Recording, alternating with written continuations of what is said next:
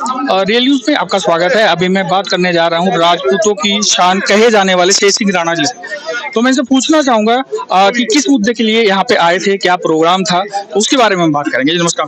नमस्कार जी। देखो, आज यहाँ पे जो उद्देश्य है, ये डॉक्टर धूम सिंह जी हैं। इन्होंने आज एक क्षत्रिय पंचायत बुलाई थी, जिसमें आपस में बैठ के विचार विमर्श किया जाए कि भाई जो समाज की अनेक तरह की जो प्रॉब्लम्स हैं, जो समाज की दिक्कत है, उनको कैसे हम मिलके दूर कर सकते हैं। तो सबने अपने अपने विचार यहाँ पे रखे।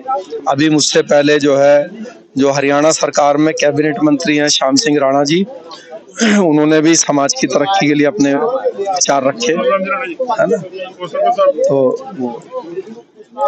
तो इसी तरीके से सबने अपने विचार रखे, हमने भी अपनी बात रखी। ठीक है, आपने और सोशल मीडिया पर अभी आपने प्रतिक्रिया दी है। अगर मैं बात करूं राणा सांगा के ऊपर जो भी चल रही है, तो आपकी जो सोच थी उससे काफी लोग जो है या युवा जो है वो बहुत प्रभावित हुए।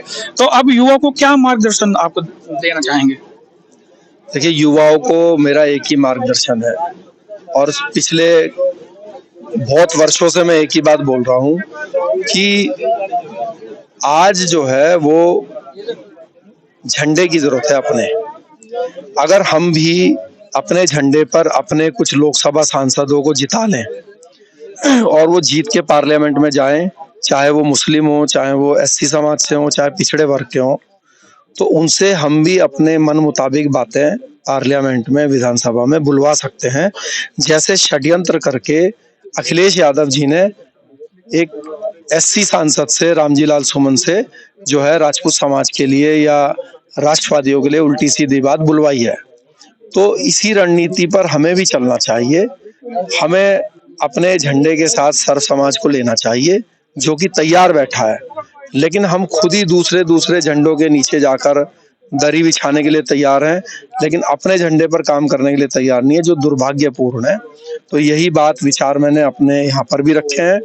युवाओं से भी यही प्रार्थना करता हूँ कि आप जो है अपने झंडे के रास्ते पर चलिए। अच्छा, पहले ये भी आया था कि शायद शेर सिंह राणा जो है बीजेपी में भी शायद जा सकते हैं। कुछ ऐसा है मन में विचार अभी है या पहले था, या कुछ है? देखिए, पिछले 6 वर्ष से हम लोग राष्ट्रवादी जनलोक पार्टी का बैनर बना के उस पर काम कर रहे हैं। तो उससे पहले का तो मैं कोई बात नहीं बोलूंगा, लेकिन पिछले 6 वर्ष से हम अपना घर अपने झंडे पर काम कर रहे हैं, और भविष्य में भी इसी पर काम करेंगे। तो गठबंधन करेंगे अगर जीते हैं तो? बिल्कुल। देखो, गठबंधन में और किसी पार्टी में शामिल होने में बड़ा अंतर है। दुर्भाग्य यह है कि ये छोटी सी बात भी क्षत्रिय समाज समझता नहीं है। आप पश्चिमी उत्तर प्रदेश में बैठे हो इस समय, यहाँ पे पश्चिमी उत्तर प्रदेश में हमारे जाट भाइयों का अपना झंडा है, आरएलडी।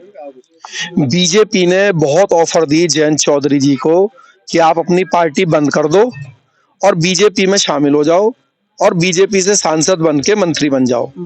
लेकिन जो जाट हैं वो एक गौरवशाली समाज है। उसने कहा कि हम अपने झंडे पर ही काम करेंगे, हम किसी दूसरे झंडे के नीचे नहीं काम करेंगे। तो उन्होंने बहुत कष्ट झेला, बहुत झंझट झेले, लेकिन सरेंडर नहीं करा। और परिणाम क्या हुआ?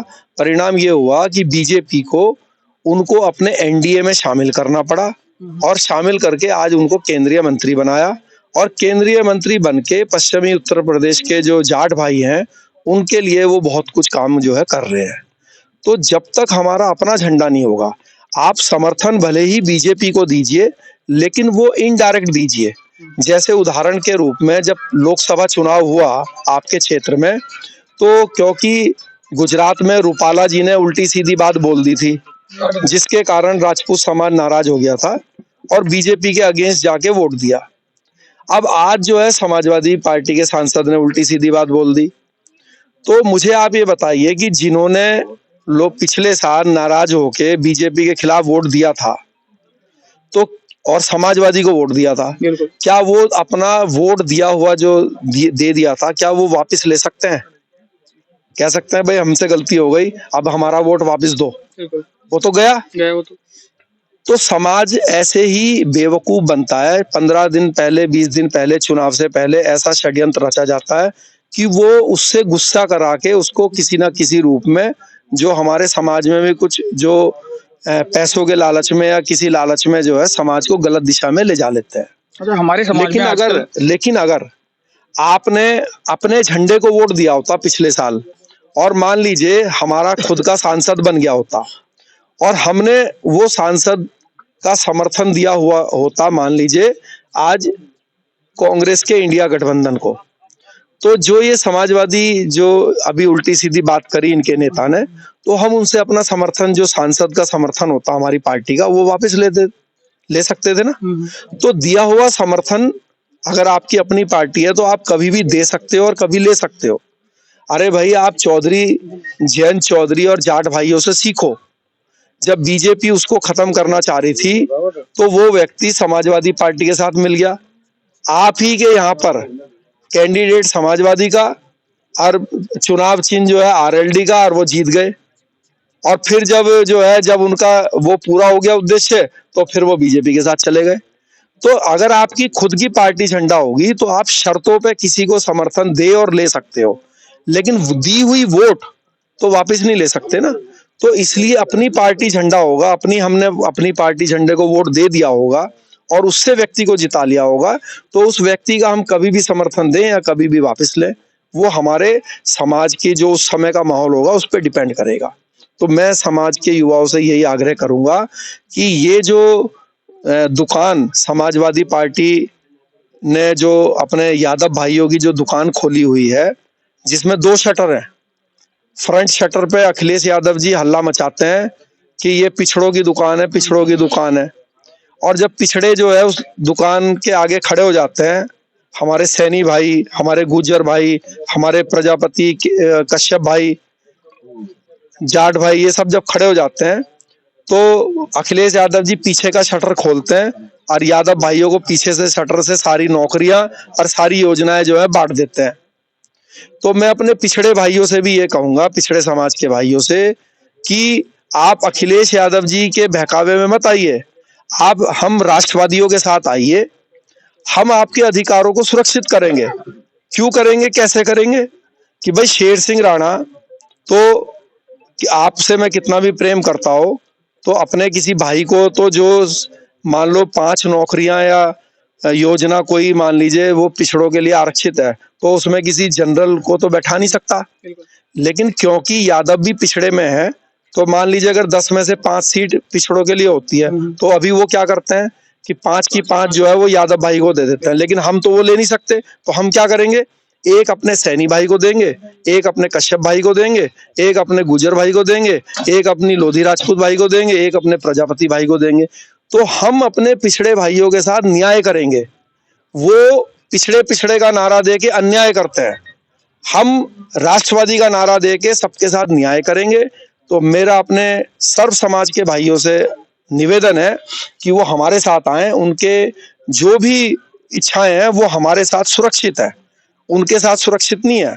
और हम अखिलेश यादव जी की ये समाजवादी पार्टी नाम की जो दुकान है, पिछड़े भाइयों को अपने साथ लेके इसको बंद कर देंगे, ये मेरा आपसे वादा है। और रामजी लाल सुमन ने जो इस तरह का जो नारा दिया है, इसको हम ध्यान रखेंगे। और जब हम सत्ता में आएंगे तो इस आदमी के ऊपर एनएसए लगा के इसको जेल भेजेंगे, और जो इसकी जेल की कोठरी होगी, उस कोठरी में पूरी चारों दीवारों पे बाबर की फोटो लगाएंगे, जिससे कि उसको देख देख के खुश होता रहे, और इसको ये एहसास कराएंगे कि तू अपना जिसको आइडल मानता है उसी के पास रहे। बहुमत में बीजेपी है, तो क्या उनको नहीं ये कदम उठाना चाहिए था? देखिए, आपके पूर्वज का अपमान किसने नहीं करा? क्या बीजेपी के नेताओं ने नहीं करा? नहीं, बिल्कुल किया। तो फिर भाई, उनका हर पार्टी का अपना एजेंडा है। इसीलिए मैं कह रहा हूं कि समाज को अपनी पार्टी बनानी चाहिए, सर्व समाज को अपने साथ लेना चाहिए, जिससे कि ये घटनाएं कभी घटे ही ना। और अगर कोई ऐसी गुस्ताखी करे पार्लियामेंट में, तो जो आपकी पार्टी से जो जीता हुआ सांसद है वो खुल के वहां पे बात बोलेगा। क्यों बोलेगा? क्योंकि आपकी पार्टी उसको कहेगी। वो चाहे सांसद जो है वो दलित भाई हो, या पिछड़े समाज का भाई हो, या फिर मुस्लिम भाई हो। तो जहां जैसा जिसकी संख्या ज्यादा है, अपना झंडा उसके हाथ में थमाओ। जैसे महाराणा प्रताप जी ने हकीम खान को अपना झंडा दे के सेनापति बनाया, तो आप भी अपने सेनापति बनाओ, ज्यादा से ज्यादा हर समाज के सेनापति बनाओ, और फिर वो आपकी बात रखेंगे लोकसभा में जाके। ठीक है जी, राणा बताइए। सुमन जी का अपमान, सुमन जी ने जो महाराणा प्रताप महाराणा संग्राम जी का अपमान किया है, ये उनका अपमान ही पूरे क्षत्रिय समाज का अपमान है। हिंदू समाज का ही नहीं, मुस्लिम भाइयों का भी अपमान है और मुस्लिम भी हमारे साथ है। और जो इस क्षत्रिय योद्धा सम्मान समारोह में आए हैं उनका बहुत बहुत धन्यवाद। धन्यवाद आप सब आए, आपका सभी से धन्यवाद। खाना लेवे पूछना चाहूंगा क्या प्रतिक्रिया आपकी भी है अगर मैं राणा सांगा की बात।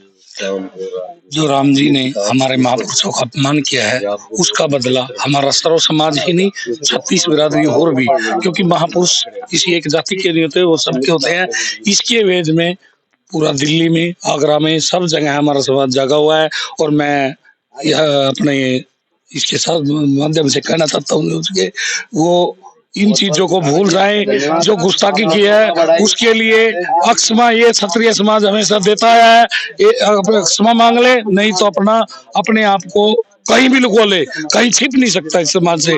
तो मैं ये निवेदन करता हूँ अपने समाज से, बड़े दिमाग से, और उनको जवाब देना है, कोई जल्दबाजी में नहीं, बड़ा सोच समझ के उनको जवाब। एक जवाब करनी सेना ने भी तो दिया है अभी करनी सेना ने दिया है आगरा में, तो अभी तो शुरुआत है। और उन्होंने करनी सेना के ऊपर जो अभी तो बैन, अब तो ये लग गया ना कि सारे लोग ये बोल रहे हैं करनी सेना को बैन कर देना चाहिए। नहीं जी, ऐसा कुछ नहीं है। करनी सेना अपना काम कर रही है, क्योंकि उन्होंने हमेशा काम किया है, वो सही तरीके से अपना काम करेगी। और करनी सेना के साथ जो प्रशासन ने किया वो भी समाज ने देखा है जी, वो भी भूल लेनी है। बहुत जल्दी बहुत बड़ा एक्शन पूरा समाज लेना जाए, सारे संगठन इकट्ठे हो रहे हैं और बहुत जल्दी इनको जवाब मिल जाएगा। ठीक है, तो धन्यवाद। हाँ जी, महाराणा अपमान जो किया राणा जी इस सम्मान समारोह में, योद्धा क्षत्रिय योद्धा सम्मान समारोह में सबका सम्मान रखा, समाज पूरा समाज इनका सम्मान रखेगा। राणा जी आपका बहुत बहुत धन्यवाद। बहुत